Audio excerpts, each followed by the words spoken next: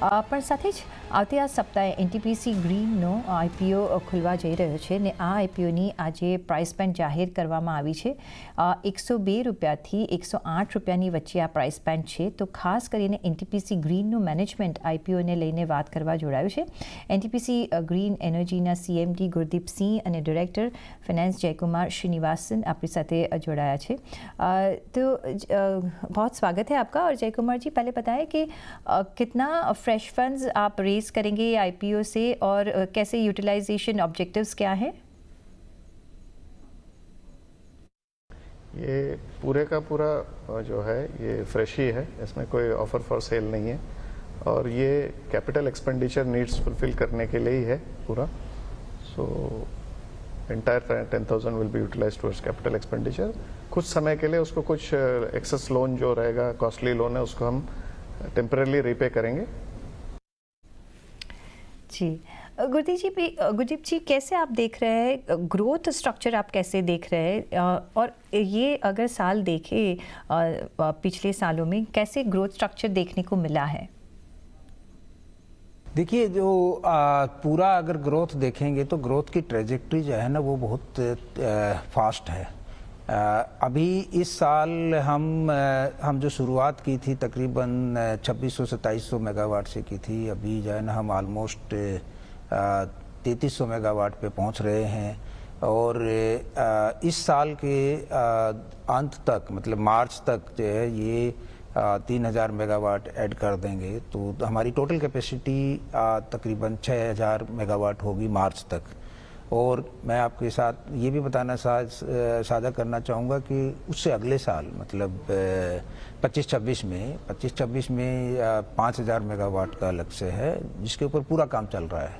और उसके बाद उस अगले साल में ये 8000 मेगावाट का लक्ष्य है कि जो कि ऐड किया जाएगा. और FY27 मतलब मार्च 27 में ये हमारी कैपेसिटी जो है वो 19,000 मेगावाट हो जाएगी. साथ में गुरदीप जी, अगर आप वो भी बता सके कि बिजनेस मॉडल क्या है आपका?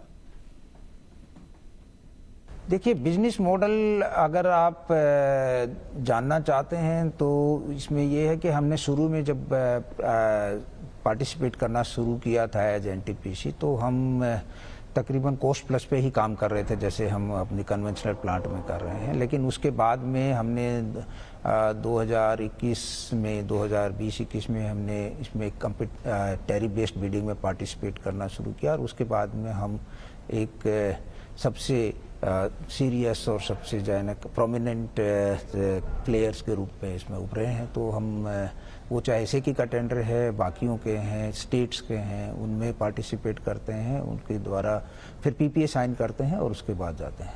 लेकिन ये अकेला नहीं है, हमारा बिजनेस मॉडल में काफ़ी चीज़ें हैं कि जिसमें हम लॉन्ग टर्म पीपीए वाले भी हैं और कुछ ऐसे भी हैं कि जो कि हम शॉर्ट टर्म जो है ना पावर सेल के बारे में भी अब विचार कर रहे हैं. और उससे भी ज़्यादा जो हमारा बिजनेस मॉडल है जो कि बाकियों से अलग होगा वो है कि हम स्टेट्स के साथ में और सेंट्रल पीएसयू के साथ में जॉइंट वेंचर के रूप में चल रहे हैं. लाइक जिस तरह से राजस्थान के साथ में है हमारा 25 गीगावाट का के लिए जॉइंट वेंचर है कि 25 गीगावाट कैपेसिटी हम राजस्थान के साथ में जॉइंट वेंचर में लगाएंगे. और इसके अलावा बाकी स्टेट्स में भी जो है ना महाराष्ट्र के साथ हुआ है, अभी आंध्र प्रदेश के साथ जो चल रहा है, इसी तरह से IOCL के साथ है, ONGC के साथ है, DVC के साथ में है. तो ये वाला जो बिजनेस मॉडल है ये थोड़ा सा बाकियों से अलग है. और ये बिजनेस मॉडल की जो खासियत है वो ये है कि हमारे को जो दोनों ऑर्गेनाइजेशन चाहे वो स्टेट वाला हो चाहे वो PSU हो उसकी दोनों की कंबाइंड स्ट्रेंथ मिलती है. जैसे स्टेट गवर्नमेंट के साथ करते हैं तो लैंड जो है ना वो इजीली मिल जाती है. और हमारा जो मेन फोकस है वही है कि हम बड़े प्रोजेक्ट करें. जिस तरह से खावड़ा आप जानते हैं, आप गुजरात से आते हैं तो खावड़ा के बारे में जानते होंगे. कच्छ में जो है जो 5 गीगावाट का हमारा जो काम हमारा खुद का पार्क है और उसके साथ में दूसरों के पार्क में भी हम कुछ लगा रहे हैं. तो 7000 मेगावाट का वहाँ पर जो है हम इन्वेस्टमेंट कर रहे हैं.